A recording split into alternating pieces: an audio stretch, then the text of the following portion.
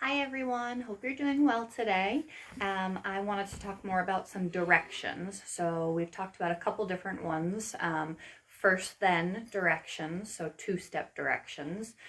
We've talked about directions where you have different modifiers. So for instance, you could talk about color, shape, size, and you might add one or more modifiers to that direction. So for example, give me the big blue umbrella, something like that.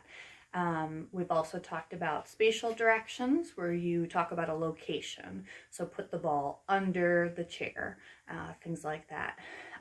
Today I want to talk about conditional directions. So these ones are a bit trickier.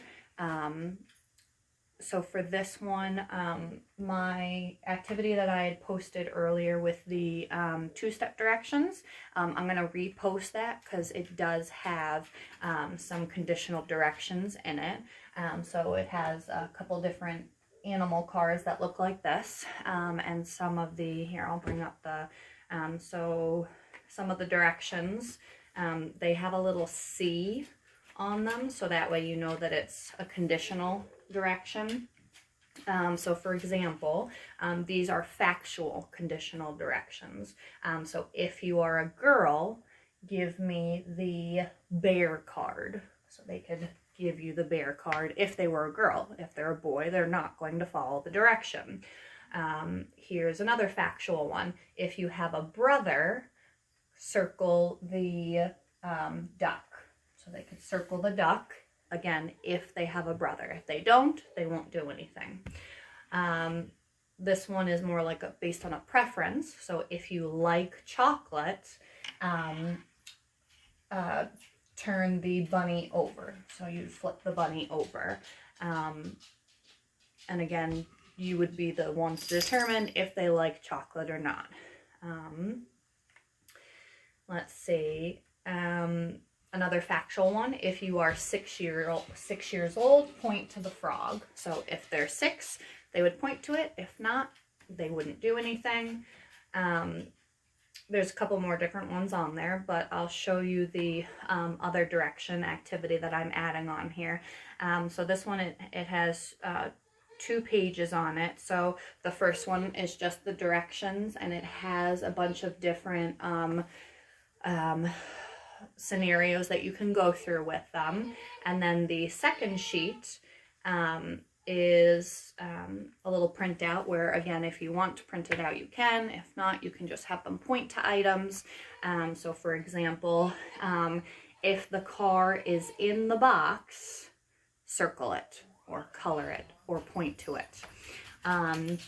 So there is a car in the box, so they would do whatever the direction is that you gave them. There might be a direction there like if the jump rope is on the shelf, underline it. There is no jump rope on there, so they wouldn't do anything. So again, there's a couple different types of conditional, whether it's factual or based on preference, or in this case based on location. But again, if they are a boy, they would follow the direction. If they're a girl, they wouldn't. That's why it's a conditional directive.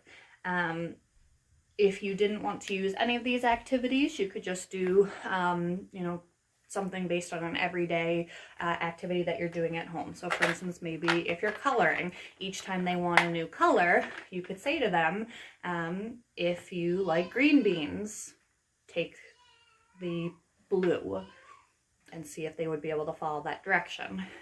Or if you are a grown-up, you can have a red crayon. They wouldn't be a grown-up, so they wouldn't take the crayon. Maybe it's while you are doing laundry. Maybe it's while you're putting away the dishes. Different activities. You can give them that conditional directive as they're helping to complete whatever activity or preferential activity that they want to do. So again, this one's a little harder.